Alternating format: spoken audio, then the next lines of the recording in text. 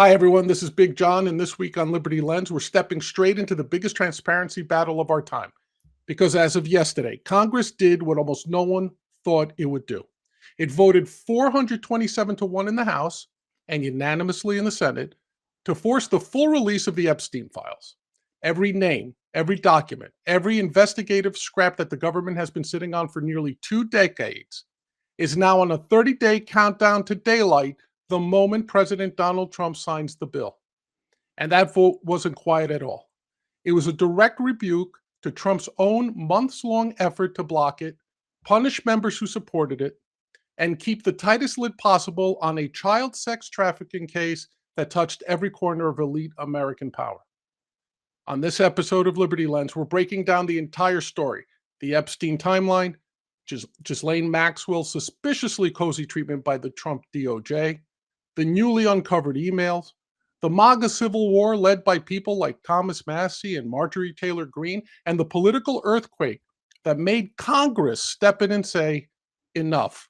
The truth must come out, all of it.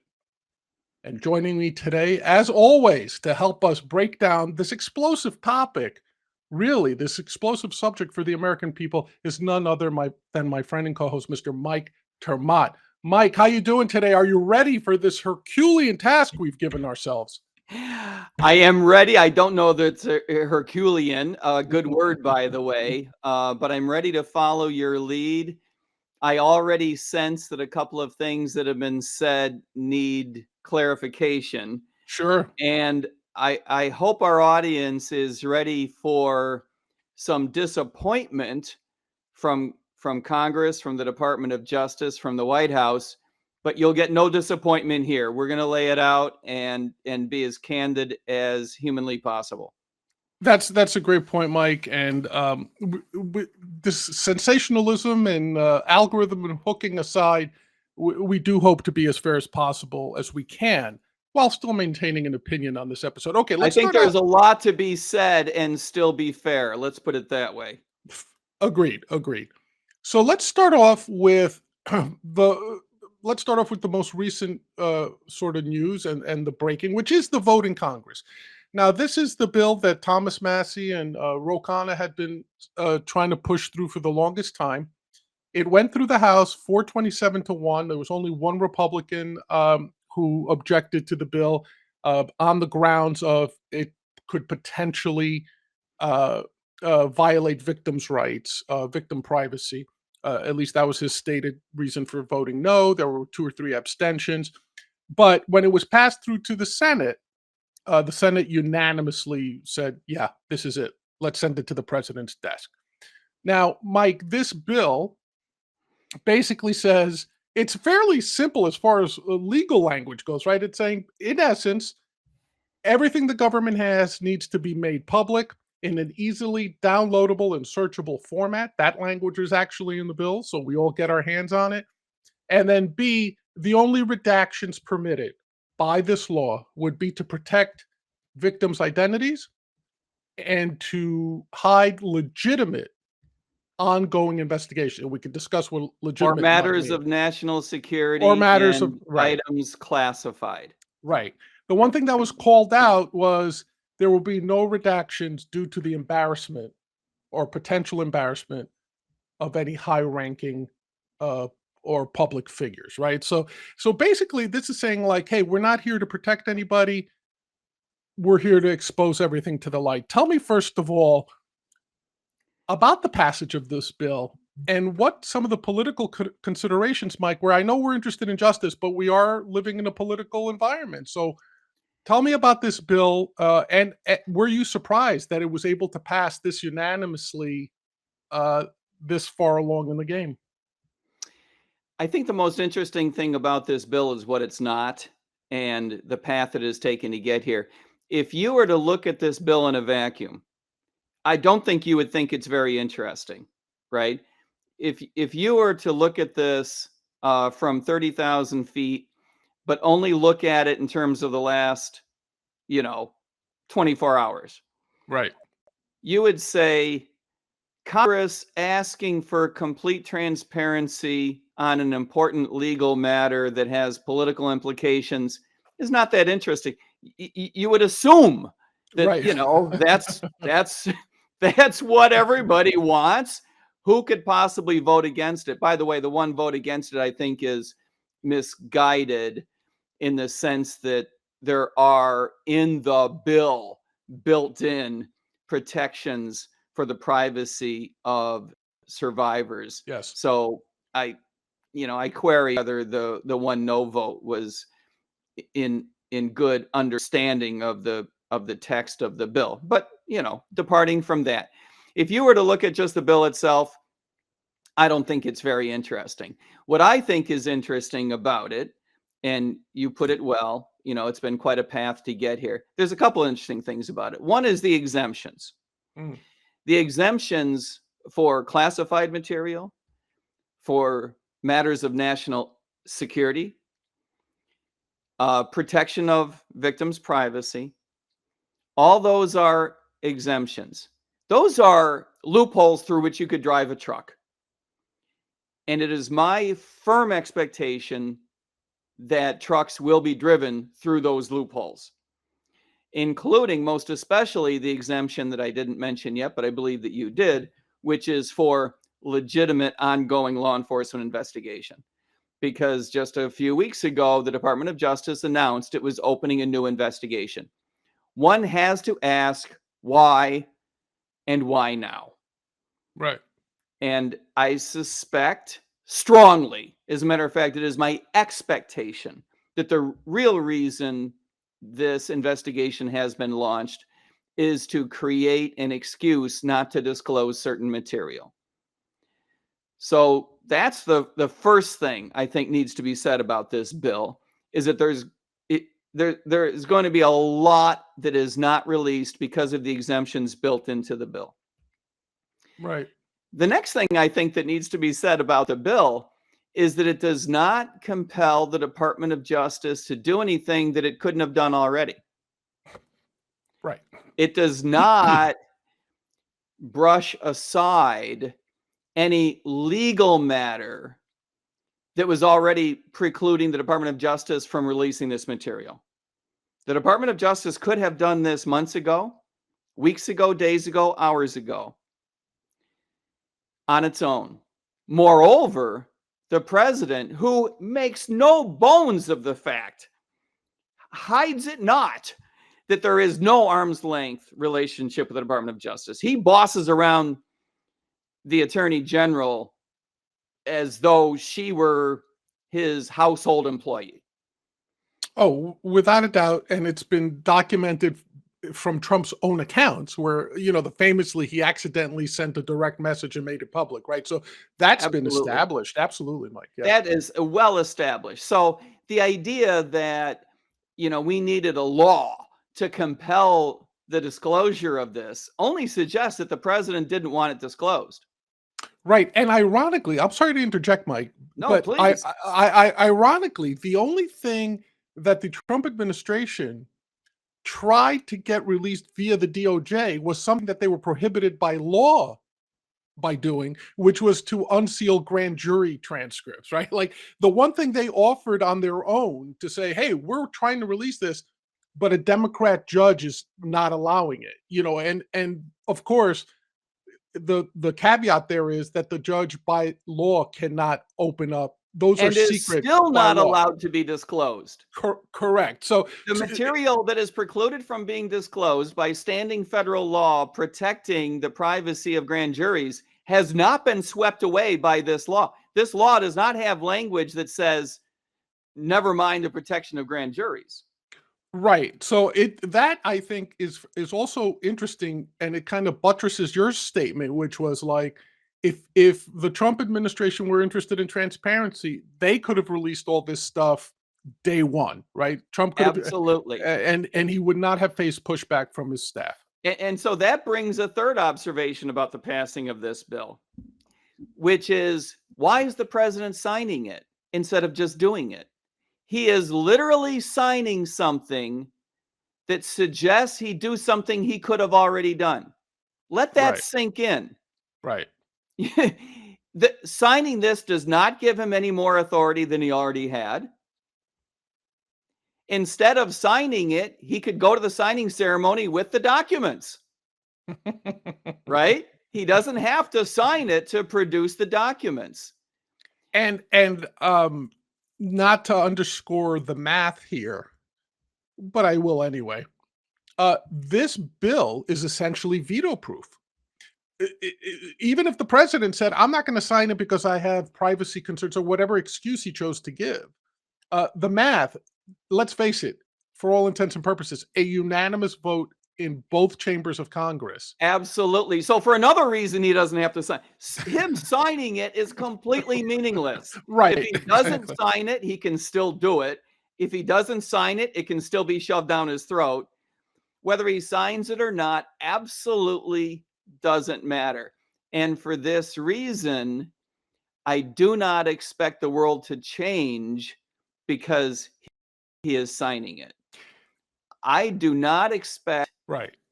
anything to be disclosed that would not have already been disclosed in the absence of this bill. I believe the actual transactional implication of this bill will be a giant goose egg.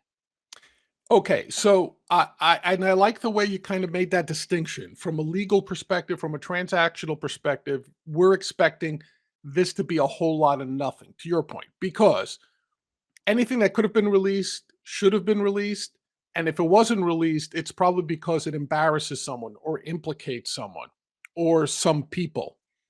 And what's interesting here is that this puts me in mind of Watergate, Mike, whereas the actual crimes involved in Watergate probably didn't amount to too much. Do you know what I mean in the grand scheme of Yeah, it things? was a burglary, It was a burglary basically, and which some is naughty. Let's be clear. As a former cop, I got to point out, kids at home, don't be burglarizing organizations with offices and hotels. Okay, that's naughty. but not enough to bring down the presidency. You wouldn't Wh- expect so. right. But what did bring down Nixon? It was the Him fact, covering it up and right, going to extraordinary lengths to covering it up, including firing people in the Department of Justice. right. You can see the parallels, sort of. Yes, you can. Absolutely, you can. Now, in this case, the underlying crimes are horrific, much worse Yes. than burglary, I would argue. I think a lot of Americans Agreed. would agree with Agreed. that. Agreed. But we have no evidence that the president was involved in any of that. Yeah, And that's the thing that's baffling to me, Mike, right? It's that even as someone who is as anti-Trump as you can be, I think you would have a very difficult time saying this anything that's been leaked so far, anything that's been released so far implicates that the president was involved in any sort of uh crimes that Epstein was accused of, right? that's That right. Maxwell was accused of. That's right. However, his reluctance, his I don't recall, his timeline butcherings, His uh, oh, dishonesty. his dishonesty about this, the political pressure and the political capital he's spent on this to suppress it. Why? Makes you wonder why? And I mean, I think you and I, and I'll let you decide. Well, I won't give you my opinion yet, but why do you think the president has expended so much effort and so much capital to potentially, and I'm using air quotes, cover up something that he more than likely never even came close to being guilty of? The short answer is I don't know. The longer answer is I think that there's two possible answers here. One is that effectively he's covering up the cover up. In other words, even with Nixon, it starts out a burglary, should have disclosed it, should have said it was stupid, didn't, started covering it up, and then the cover up had to be covered up, and then the cover up of that had to be covered up. And pretty soon, you've got a real serious set of actions that amounted to corruption that would not survive the political election cycle. So I think that is a possibility, and I think that is what we should focus on and discuss. On the other hand, choice B is it is possible that he committed a crime, right? And either a crime in the sense of participating in violating these girls, or knowing about it and covering it up from day one. Knowing what Epstein was up to, or helping, or facilitating, or suggesting, connecting people. All of that is possible, and that I would put into the criminal bucket as well. I think it is more likely that what the president is interested in here is covering up the cover-up. The reason I say that is because the cover-up seems to get worse and accelerate over time. The measures pursued seem to become more dramatic. The willingness to gaslight the American public seems to increase, not decrease, right? If there were absolutely nothing to cover up, I think what you would see here is a movement toward mea culpa. You would see a Clinton-esque, you know what, you got me. I lied about this. I lied about it because I thought it was political and stupid, and I'm sorry, and I beg forgiveness. And I don't get the sense that's where this is going. Well, that's not his personality anyway. That's not Well, Trump's that's a good point. personality. Yeah. That's a good point. So it's interesting that this started out with, years ago, quite literally campaigning in part on the issue of, hey, let's see what's in the files. Let's make sure everything is disclosed. Literally the third most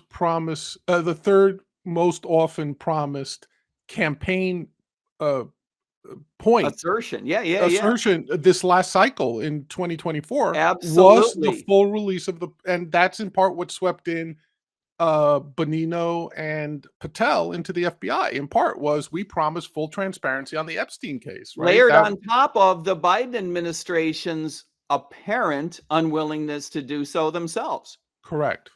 Big political winner for him, no doubt. Big political winner. No doubt. So you've got this weird situation, and that is inconsistent with the president perceiving that he had committed a crime, if you know what I mean. Right. Correct. So then you get into this situation where he finds out that he's in the files. Maybe that was unexpected. One of the things that I think all of our viewers should bear in mind is that things are frequently more opaque to the players involved in some of these scandals than you would think. In other words, I think a lot of us have a tendency to watch what's going on and being cynical, of course, correctly, mistrustful, correctly, and then saying, well, of course he's doing it because he knows X, Y, and Z. Frequently, that's the case. Sure. But frequently, it is also the case that certain players don't know X, Y, and Z. They may know about their own criminal liability and potentiality, but they may not always know what others know. In other words, why is it that Trump asked the DOJ, not directly, don't get all over me, not directly, but the White House made contact with the DOJ and asked the DOJ to check whether Trump's name was in the files? Why? Because somebody didn't know. Somebody was uncertain about the extent to which he was in the files. And then the president got told. Why? Why would you bother to tell the president if he already knew? And why would he be interested in that conversation? In other words, there had been some uncertainty. Whether that uncertainty was cleared up, whether it was cleared up in a direction that surprised him, we don't know. But the uncertainty is a factor that I think as observers, sometimes we discount, and it's hugely important. I think a strong possibility is that he campaigned on the idea of disclosing files in which he believed his name never appeared, later found out that it did, and in effect had an oh crap moment. Right. And to be clear, that oh crap moment may have been something that he was unaware of because he is genuinely innocent. Let's like be fair to him, right? Like in his mind, he may be walking around saying, "My name shouldn't be in any of those files. I did nothing wrong. I never went with any underage girls or whatever, and I hated the guy after 2000." So maybe that's actually what it was. But he, Absolutely. And the only thing that is in the files is, crappy, immature behavior, a failure to disclose things, a failure to cut off his relationship earlier with Epstein. What I think most of us would call unacceptable behavior if it were a buddy of yours. But, right, to your point, certainly may not rise to the level of criminality. No one has suggested there's any evidence of criminal behavior on part of Donald Trump. And that's why I come back to the idea that I suspect he's covering up lapses and earlier cover up. In other words, right. we've seen him this year lie about when his relationship ended. Yes, He has lied about whether or not he could remember Virginia Giuffre. correct. Dopey things. He also And so lied about knowing Maxwell. lied about his relationship with Maxwell. Right, to the point where he wished her well in prison before she was shipped off to prison, right? So, to Yeah, your point, are these senior moments, and I'm not even trying to be funny, are these senior moments where his memory truly is foggy? Was it 2005 when I kicked him out? Was it 2007?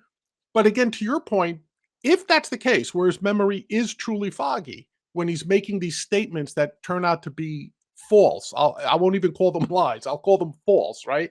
Um, right. then how well is he being served by his staff? This is a point you and I constantly hammer home, which is how is he being served by his staff? Why are they letting him make these statements where he can, you're a cop, former cop, the one thing you want a suspect to do is to get them to talk, even if it's in front of cameras, even better, right? Because the more they say, the more they're likely to contradict themselves. It helps you build a case, right? Absolutely. This is exactly why good criminal attorneys, even bad criminal attorneys, tell their clients, shut up. Shut the F up. Do not talk. You don't talk. I talk. Somebody should have been telling the president, Right, shut up. Don't talk about this. right, Here's what you're allowed to say. Here's 5 sentences I give you permission to say. You focus on these, right? right, And he clearly has not done that. The way you know that he has not done that, to your point, the first way is that he says things that are just untrue, whether false or lies. I think that they are in large part lies. But yeah, there are circumstances when we just get things wrong, especially when politicians, talk too much. You're right. bound to say just dopey things that you didn't mean. That's one reason. The other reason that he's not getting good advice about what to say in these matters is that he's saying things that are politically stupid. If he had a decent, politically aware attorney, right? Remember, Bill Clinton famously hired the fellow whose name I can't remember right now. But he surrounded himself with very smart people who were good at managing criminal accusations and simultaneously good at handling PR, and the third leg of that triangle, very good at handling Washington institutions and how they behave and how they were likely to corner Bill Clinton. Right. For all the mistakes he made, he did surround himself with the right people. And it's absolutely evident that Donald Trump has not done that. So, as you and I have discussed in past episodes, this is why he does not say the right, in addition to saying the wrong things, he misses opportunities to say the right things. Right. He doesn't say what really matters here is that we get justice for the survivors. He doesn't Right. say that. When he's asked hard questions by ABC News, he says, quiet piggy.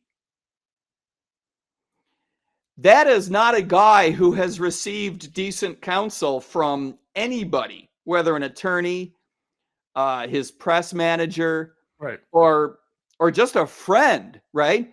You know, you and I would not have to be employed by the same organization for each other to say, that's something you shouldn't be saying, right? Right.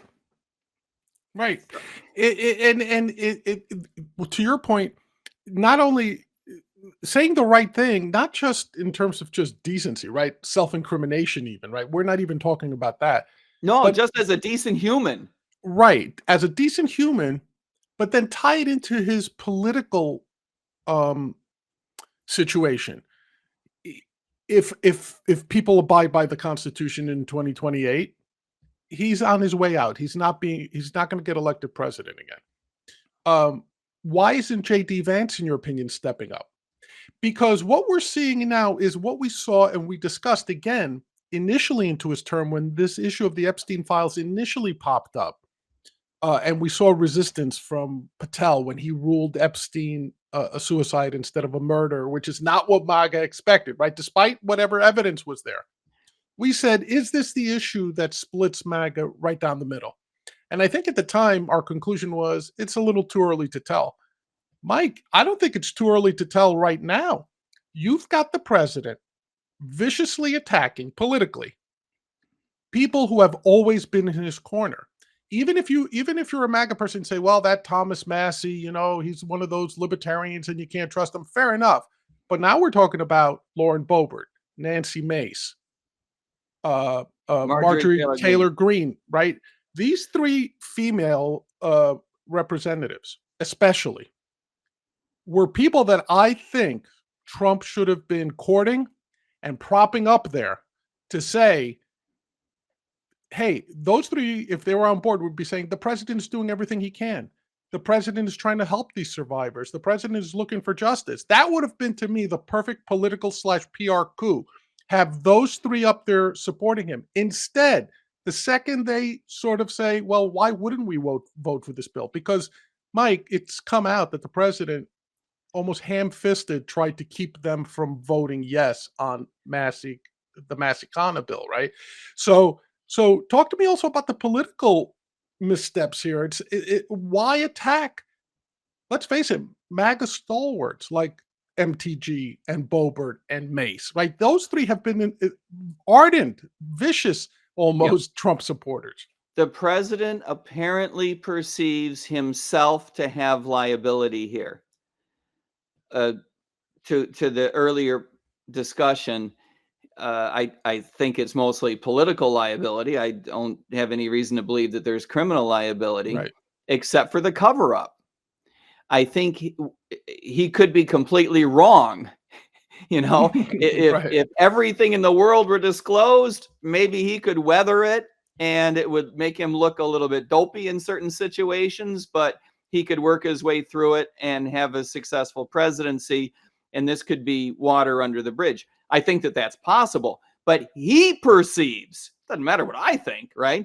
Right. He perceives himself to have political liability, at least political liability here.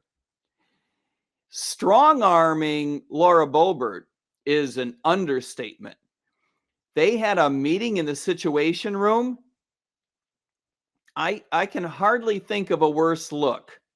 Why would you go to a skiff, right? Why would you go to a room on which the American taxpayers had spent $100 million to make sure no one could hear what was going on in there, no matter what electronic device they brought to bear? Why would you do that? What is such the big secret?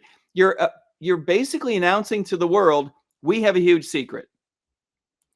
Okay, you've announced that you have a huge secret. And you're going to discuss this secret. Again, this is what they have basically told us. This is not speculation, right? You don't go to a secure facility that is designed to preclude leakage of information unless you have information you don't want leaked. You could have had this discussion in the Oval Office. Well, hell, you could have had this discussion over the phone, right? You could have had this discussion in a diner if all you cared was the political implications, but you didn't. Okay, you go into a secure facility. You've basically announced that you have a secret and you're going to discuss it. And then what did the participants say about that meeting afterwards? The president wants me to change my vote. Wow. Okay. The president wants you to change your vote on the disclosure of Epstein files. Okay. So let's add 1 and 1 and 1 and see if we get 3. The president has a big secret. The president wants to discuss this secret with you in a secret location, and the president wants you to change your vote instead of supporting the disclosure of the Epstein files. I'm sorry. If you don't perceive that the president himself perceives to have political liability, you're adding 1 and 1 and 1 and getting 2.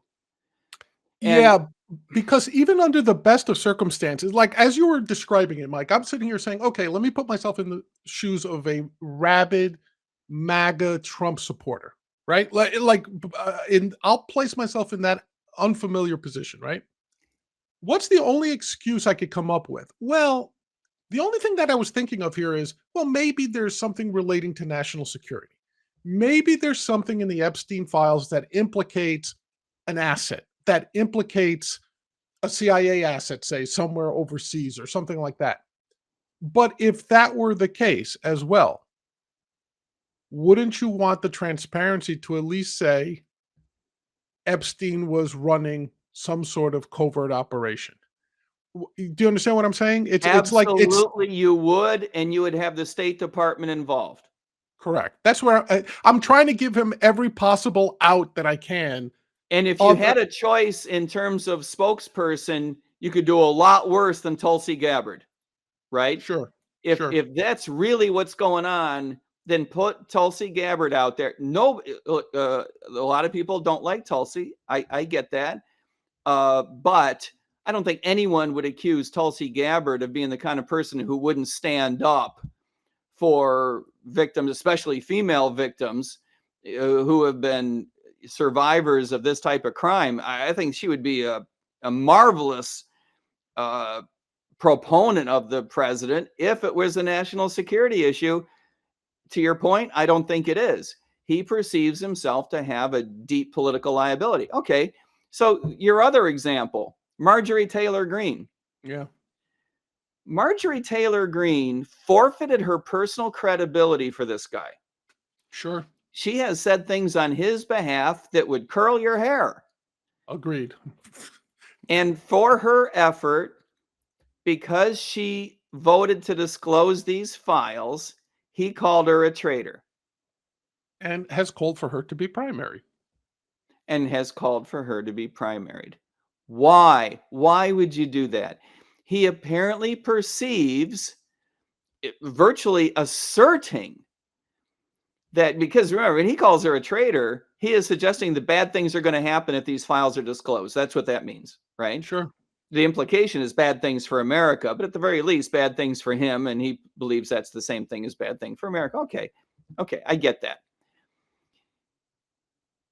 The implication, the assertion, in effect, is that it's going to be bad for him if the Epstein files are disclosed.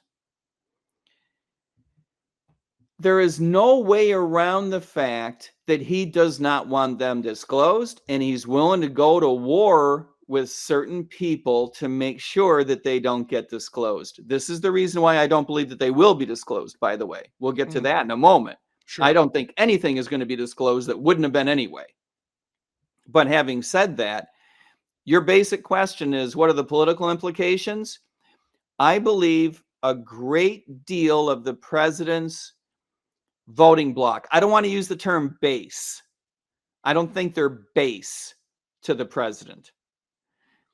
A lot of his coalition, a lot of his voting coalition, a piece of it is a whole lot of people who don't like public corruption, who don't like the swamp, who don't like the way prior administrations have covered things up. You see where I'm going? Yes. We call it a cult of personality because they will follow Donald Trump to the ends of the earth. But hear me out. Do we really mean they'll follow Donald Trump to the end of the earth? Or do we mean they will follow the guy who breaks from past BS to the end of the earth? That's a great question. And what I want to throw into you, Mike, because I think we have a great illustration of how that might work, right? If we focus on three people, one which we haven't discussed, which I'll let you naturally talk about in a second. One is Thomas Massie. Essentially, he put this whole effort together with Ro Khanna, give him credit where credit is due. But basically, the Massie type MAGA people who are otherwise libertarian and think their best shot at libertarian thought and action in the US is through Trump. I think they're misguided, but that could be considered part of that voting block, right? A Right. chunk of that voting block. The other one is represented by MTG, who were the cult of personality, as you said, to the president. Yes, they have that libertarian streak. Yes, they wanted to drain the swamp, but they were, they would follow him, but the two are tied together, right? We love Trump because he's draining the swamp. Then I think you have the third segment of that voting block, which is represented by someone like Laura Loomer. Now, Laura Loomer, I think you and I'm safe in saying, I think we might think she's batty, okay? But there's one thing about her that is absolutely true. She loves President Trump. And her take on this whole thing seems to be, we need transparency. There's shenanigans taking place. Donald Trump is the only one fighting against it. To this day, that seems to be her position. So we were to sort of segment that voting block you just described, and I'm not saying it's equal thirds, but I think these three people represent those three blocks when you're talking about Massie, MTG, and Laura Loomer. So if you want to talk a little bit more about Laura Loomer, what she represents, and the thought process there, that'd be great. Well, I think, in fairness to Laura, Batty might be a little heavy-handed. Let's go with she does not always feel herself to be circumscribed by the normal protocols of mainstream media. Ooh, that's a lengthy way to say Big John don't call her batty, but okay, fair enough. I'll accept that. Yeah, that's not a ringing endorsement, okay? Yeah. She is attempting to split the baby here. Yes. By the way, as you and I have also done from time to time. Yes, absolutely. Because that baby is worth splitting. She's trying to split the baby by saying the president hasn't done anything wrong. He's getting crappy staff work. You and I say this all the time. I believe it's absolutely true. Right. She's trying to give her followers, and she wants the Venn diagram of her followers and his followers to be as overlapping as possible, because that's her path to fame and glory and riches. Right. She's trying to give her followers and his followers permission to stick with him and to rail against the swamp, the Department of Justice, especially the Department of Justice, and all the people that are surrounding him that are so badly mishandling this. I don't think that's going to work. Good for her for trying, I guess, on some level, right? Everyone's got to pick a tactic. Everyone's got to pick a strategy if you're going to play the political game. Good for her for giving it the college try. I don't think it's going to work. Right. And the reason I don't think it's going to work is because the president himself, for reasons that we don't understand yet, believes that he has personal political liability, and he's trying to cover it up. As badly as the Department of Justice has managed this, a lot of that is driven by the president's own behaviors. You talk about Thomas Massie. I think he's a fascinating character. Let me strike an analogy that's a little bit over the top, but you'll get my point. Abraham Lincoln did not become a darling of American historians until the 20th century. Let that sink in. Sure. In other words, from the time that he was assassinated until the end of the 19th century, there were plenty of people who are still mad at him for the Civil War. And viewed him as a tyrant, let's be honest. Viewed him as a tyrant, too wedded to the protection of tariff revenue, having waged a war that not only ripped the nation apart politically, to his credit, put it back together as well, but cost something like 700,000 lives. This was a big deal. Okay, my point is, sometimes you don't know how history is going to take things. History could have gone a completely different direction for Abraham Lincoln. But it Right. went the direction that it did because a lot of people in the Republican Party had a reason to rally around his legacy, to define his legacy in a certain way. Mm. I believe so too. Will Donald Trump's legacy be defined? And I believe Thomas Massie's legacy will be defined. I think it'll take a long time for Massie's legacy to be defined. I'm not suggesting that in the long run it'll even be correctly defined. But the way that Thomas Massie is remembered 20 years from now, we will not know until at least 5 years from now.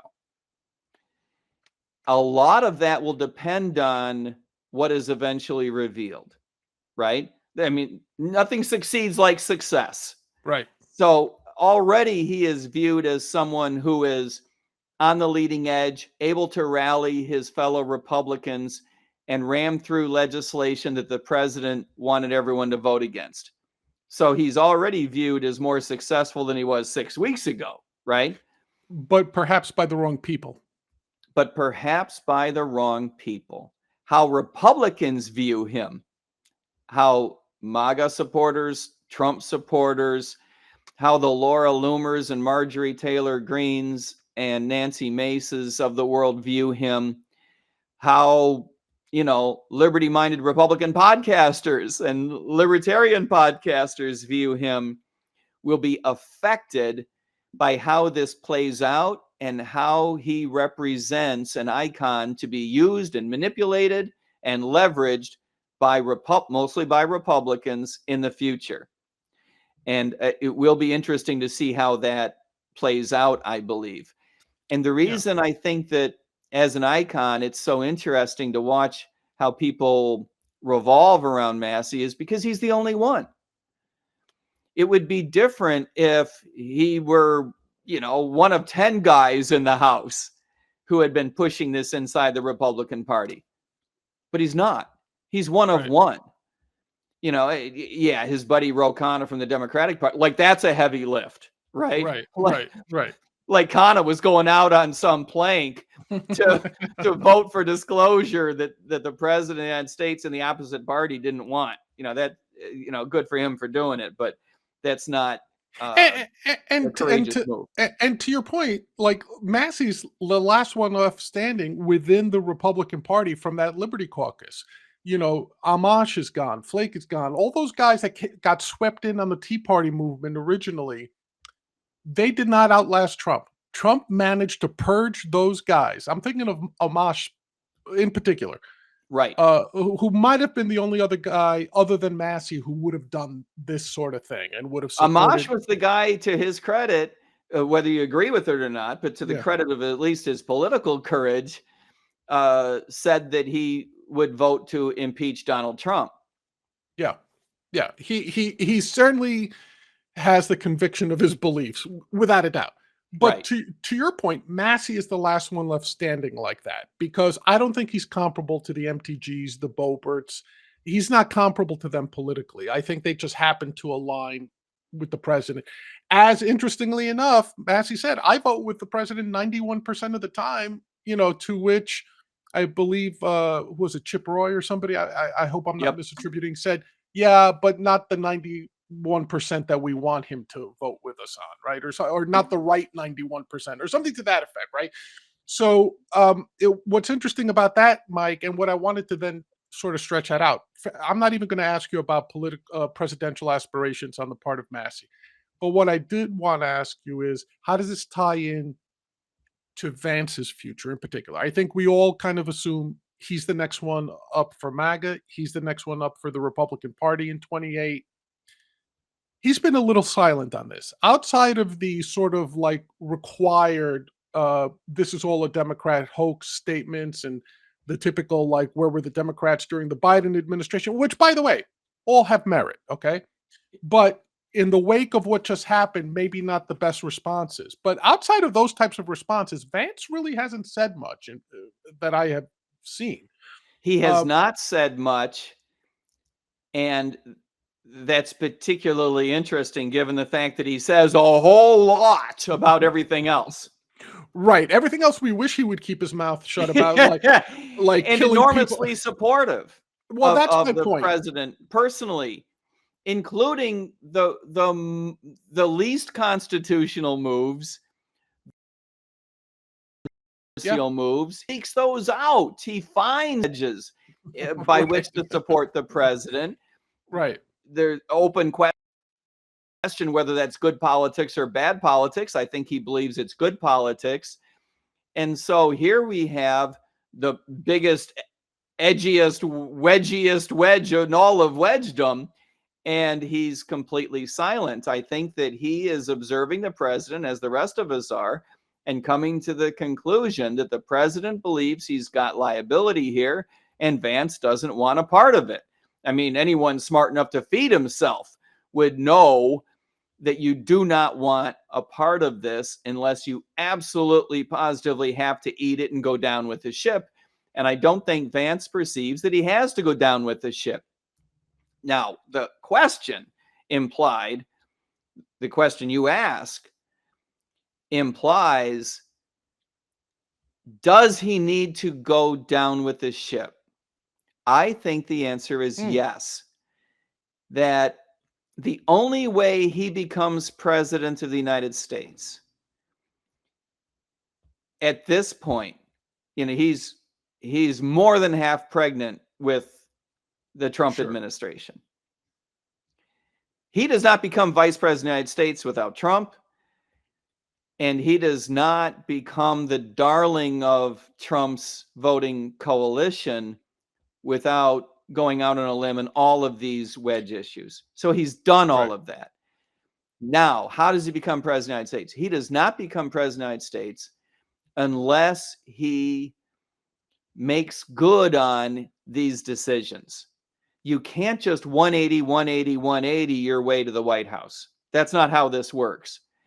This is, this is not 1956. Right. Okay. We're talking about a coalition, a big piece of which is all about anti-corruption. Right. You can't stick by the president for an hour, but not 2 hours. So I think he's in a very, very difficult situation regarding his political aspirations. I agree. Now, as a libertarian, and frankly, as a former law enforcement officer, I would like to see Vance break with the president a la Marjorie Taylor Greene. I don't think it's going to happen. And if I were his political advisor and all I cared about was his political future, I might advise against it. But sometimes it's the right thing to do, even if it means when Trump leaves the White House, so does JD. Yeah, and again, to draw parallels, which I seem to be fond of doing, Mike, I think of Mike Pence on January 5th and January 6th, right? Pence had a choice. He could have gone along with Eastman's nonsense. He could have tried to invalidate the certification of the vote. And something that always struck me, I've said it before about Pence, I'm not a fan of his, but something that I will say about him, he believes his gimmick. He believes that there's one absolute truth, and it's his job on this planet to abide by that truth. And he said, no, I will not do that. And it clearly cost him his political career, right? There was no coming back with the MAGA coalition after that. He may have done the right thing, to your point, but it cost him his career. And I think JD is in a similar situation. That's exactly what I'm saying. No, I mean, the analogy is not perfect, but I'm glad you brought it up because I think that there are some similarities. But unlike Pence, I think Vance realizes, and he's younger than Pence, so he may have, he has higher aspirations, obviously, and the time to accomplish them. I think you're right. I think he has to stick by the president. Now, whether sticking by him takes the form of never contradicting him, but keeping his yap shut, or does it involve going out and stumping for the president on this issue? His style is to stump, so it would require a change in substance and style. To your point, he's a very young man for this particular sport. Even Lazarus came back, John. Yeah, Lazarus or Nixon, take your pick. It's one or the other, right? Well, Nixon didn't come back from Watergate. He Well, he only, came back from he came back from checkers, but he didn't come right. back I from was going to say he Watergate. came back after losing to Kennedy in what was Yeah. probably at the time a considerable comeback. All right, let's talk we've talked about the president, we've talked about the political fallout. Let's actually talk about the actual information that's been released real quick. Up until now, what's been mainly released has been what's known as a data dump, right? It's just been the over 20,000 emails and things of that nature that was released into the public of private Epstein emails. Now, when you look at these, Trump's name comes up, but let's caution: we don't know what context they were in. It's just that literally you searched the emails and you searched for Trump, and a couple of them popped up, right? Some of those mentions seem, being fair, to sort of indicate that Trump had nothing to do with any of this illegal activity. Like there were phrases of "we can't turn him," Trump, Epstein kind of being upset at Trump. But there's also one or two mentions that kind of implicate that Trump may know something, right? Like, hey, we sent him a girl, didn't take the bait. Well, that speaks to him perhaps not doing anything illegal with said girl, but it does indicate that he knew what was going on, right? Like somebody doesn't send you, for the sake of argument, a gift prostitute, and you will get to walk away saying, I didn't know the guy was in the habit of sending prostitutes over, right? Because, Right. it is what it is, even if you didn't partake. Uh, Yep. Aside from the Trump implications of those emails, let's talk about something a lot of people aren't talking about. What's the implications for the opposition? What's the implications for the Democrats here? Is it that these things give political cover? Do they give political opportunity? Or are they political landmines for the Democrats themselves? I suspect there are political landmines for Democrats themselves, and I think that's for a couple of different reasons. First, the fact that the Biden administration had all this information, didn't do anything about it for a long Sure. time. We don't know why. We don't know why. Is there a cover up? I don't know. And if there were a cover up of what could it possibly be? Why would you care? I think that that's highly, at least confusing. At least confusing. The the other is the possibility that some of the people involved were Democrats. We already saw Larry Summers, one of the most famous economists in the United States, whose fame and success has surpassed merely being one of the world's great economists, right? President of Harvard, led the World Bank, the Council of Economic Advisors, the Treasury Department. This is a guy who crosses the globe with giant A steps. powerful man. A very powerful man. And he seems to have now faced the end of his public career, which is no lamentation. I don't know what he did, but it sounds like he knows what he did, for which he needs to be punished one way Well, or another. he resigned, didn't he? Yeah, From and what was it? Yeah, from his he has latest. resigned from boards of directors. Okay, Right. well, he's a Democrat, right? So that's just one example so far. How many other shoes are there to drop? We don't know. So there's plenty of reasons to believe that this is not going to turn into something that the Democrats can lean into and make a big deal about. They may be able to make a big deal about President Trump in particular, Right. but there may be other Democrats that they can make a big deal about as well, right? There may be people who need to be primaried or thrown out of the party, who played a role in the cover-up. One of the things that we haven't discussed is the fact that this cover-up has been going on for quite a while, Sure. right? First of all, you had what people call the deal of the century, right? 2008. Yeah. 2008. Here's a guy against whom we have mounting evidence reams of evidence of federal crimes, highly classed felonies, many spokes on that wheel of conspiracy, and motivated people in the Department of Justice that want to bring this guy to trial, and he gets a deal that puts him in jail for like 20 minutes and he's out. Right. And while he's in there, he's treated like no other inmate has ever been treated. That's a weird thing. Why did that happen? And why did the prosecutor who cut that deal become a member of Trump's cabinet? Because that doesn't happen. That's Acosta, who became Secretary of Labor in the first Trump administration. Correct? Absolutely. That's a weird thing. That just doesn't happen. Okay. Let's look at a couple of other things that don't happen. This fella who's the Deputy Attorney General, Todd Blanche. Todd Blanche, right? Yeah. Former federal prosecutor, so let's not pretend that he doesn't have any experience, but a line prosecutor. He was not a high-level guy. Right. Becomes a criminal attorney, and one of his clients is Donald Trump.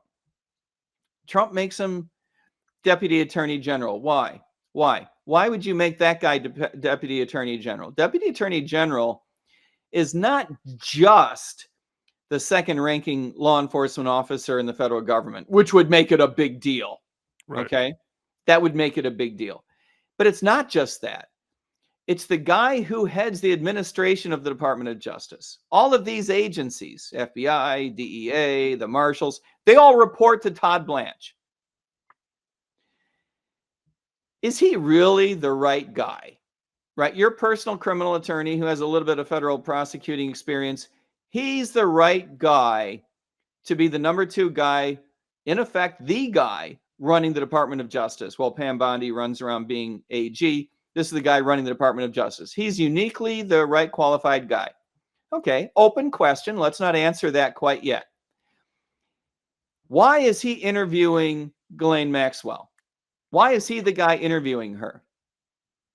Is it common for the DAG, for the Deputy Attorney General, to interview, don't end that sentence, interview anyone? No. Is it unusual? No, it's unheard of. Right. It's not done. It's as likely that the custodian of the DOJ headquarters would conduct an interview. It is not done. Okay, why would that be? Why is this guy the DAG? Why is he conducting the interview himself as DAG? Put a pin in that. Put a pin in it. Let's go to one more thing that doesn't happen. And then we'll come back to the other two. A guy who represented Donald Trump as his personal attorney is interviewing someone regarding her involvement with Donald Trump, among other things, without recusing himself from the investigation. Is that done? No. Is it unusual? No, it's not done at all. The levels of not done at all, 3 different levels, mean it's not a coincidence. Correct. I'm sorry. It's not a coincidence. This is, people go into court and they say, well, the blood we found on the knife matches the DNA of the guy that we're prosecuting, right? And people say, well, what are the chances that it's just a coincidence, right? 1 in a gazillion. Like, it doesn't happen, okay? The guy did it. That's what we're talking about with Todd Blanche. It's not true that it's merely unusual to take a guy with no administrative or no senior prosecutorial experience and make him the DAG and then let him get involved with an investigation without recusing himself, even though his former client is part of the subject material of the interview, and then as DAG he's going to conduct the interview himself. No. Someone decided to violate all these norms. Why? We don't know. But the president clearly believes that he has liability. Of what type? We don't know. But what I find interesting is that Donald Trump believes that he has liability that needs to cover up. And that's a weird thing. And I think that a lot of that gets lost when we look at, gee, Maxwell was given preferential treatment. She was transferred to Club Fed after this interview. Well, maybe that doesn't mean so much. They're just rewarding her for telling the truth. And then we get into this debate about what she lied about and how much she's lying. Okay, that's an interesting conversation, but it's a distraction. The real conversation is not that Maxwell was in that interview. The real conversation we should be having is one that revolves around the fact that Blanche was in that interview. Right. And you're kind of sort of teasing perhaps a future episode, but the president has had a habit of taking personal attorneys from his civil life and placing them in deputy AG roles. We saw that in EDVA, where he placed his personal real estate attorney with zero prosecutorial experience to make sure that the indictments on Comey and Letitia James were acquired prior to the statute of limitations running out, because no other deputy AG would touch the case, right? So to that extent, we've seen Trump do this before. He did the same thing with Lena Haba in New Jersey, putting her in the AG and it's spot because he wants some outcome. Correct. It's not because he's pursuing something that has to be trusted to be handled just so. I need the best. I need someone I can really trust. I need someone who's uncorrupted. That's a good story. That's not the story that we're witnessing, however. Correct. And to your point, yeah, it's suspicious. It's suspicious as all get out that Maxwell, who, by the way, should be one of the most reviled people on the planet. There should be zero sympathy for Ghislaine Maxwell, right? She essentially provided the minor league farm system for Epstein to do what Epstein did, right? She was his enabler. So, even if there was no conspiracy whatsoever, even if it was just the two of them, she should be reviled. Exactly. Why is this person getting a sweetheart deal when all she revealed to Blanche was Trump had nothing to do with it? Because that's what it was that she was supposed to reveal. Exactly. So if you took either one of those things in isolation, her testimony exonerating Trump and Blanche being put in that position, perhaps either one of those on their own is suspicious. Put the two together, and to your point, you have a cover-up. You have a Watergate style cover-up where it's like someone is determined not to let the truth come out, even if the truth isn't as particularly horrible as the efforts to keep the truth from coming out. I agree wholeheartedly. And one of the things that really bothers me is that I suspect, I don't know, but this is my guess, all right? My guess is that at the end of the day, we're going to find out that it didn't have to happen. Yeah. That it was all about politics and perceptions. And if Trump had played his cards right, starting a long time ago, and I don't mean by avoiding criminality, I suspect he did avoid criminality. If I'm wrong, I'm wrong. But I suspect that he didn't do anything criminally wrong, and he just played his cards wrong regarding how to handle this information, disclosure, his own role. And I suspect that his administration is going to be compromised for it, including a whole lot of agenda that a lot of us support, a whole lot of agenda that I personally support. And that bothers me. And it comes down once again, John, broken record. He is surrounded by people who don't understand what's in his best interest. He gets crappy staff work. He gets crappy advice. He makes mistakes that are so bad politically that they turn into manifestations of compromises of his ability to get things done.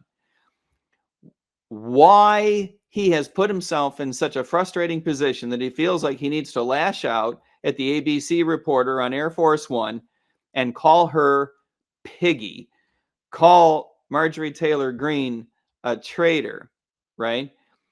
How he has done this to himself, I find absolutely a fascinating case study in snatching defeat from the jaws of victory. Yeah, I agree. Let me ask you one closing question here. Do you think that the actual what happened in all this will ever come out? Or do you feel that if there's anything that's embarrassing to the president, that stuff has already been burned and destroyed? Or like, is it sort of like, because you kind of see these patterns, right? What the Trump administration is claiming about the J6 investigation, what they're claiming about the Russia hoax, right? Like, there's all this material, we're going to show it, it never shows, right? Now, in that sense, it's the reverse, right? They're claiming stuff existed that didn't actually exist. In Right. this case, they're saying nothing exists where it does exist potentially. Do you think that any of this material that might be implicating the president in something, do you think it still exists? Do you think it'll be gotten rid of, or has it been gotten rid of? Or do you think it's a matter of time that, much like the Kennedy files or whatever, they'll be released and it's still a nothing burger? I think there is a lot of stuff that gets lost permanently. Mhm. From what I have seen of the investigation of the Kennedy assassination, the CIA did play a role. It was not a CIA employee who pulled the trigger, but the CIA did play a role. Are there files laying around that demonstrate this, that prove this, that help people connect the dots? No, I don't think so. Hmm. I think most of those secrets pass away with the finite lives of the persons involved, and the Right. people who are courageous enough to leak things, to go on the record, to write books about this. A lot of them get, discounted. And I think it's completely possible that this investigation goes in the same direction. If there's enough people who have an interest in a cover up, certain pieces can remain covered up forever. It's true that the great arc of history bends toward transparency, bends toward disclosure, and there will be more disclosure than has taken place so far. But disclosure of everything? No, no, no, no, no, no. That's just not going to happen. And on that sobering note, let's wrap it up. Mike, thanks so much. I know this was an interesting topic. It's also a difficult topic because there's a lot of speculation. We don't know exactly everything. We can only go by what we've seen, what's been released. So I want to thank you for taking the time this week, I especially. appreciate, John. If I may just add one final Sure. thought that you and I have said to each other in the past, mostly offline, but it's worth sharing now Mhm. because I know that you agree with what I'm about to say. I think we need to set the bar higher in terms of our expectations of behavior of our politicians. Agreed. We're having a conversation that is in no small part regarding whether or not the president of the United States has committed a crime. And I believe that he probably hasn't, but we'll find out. I believe that he probably hasn't either in terms of the trafficking or the abuse or even the cover up. I suspect he has not committed a crime. But I think we need to set the bar higher.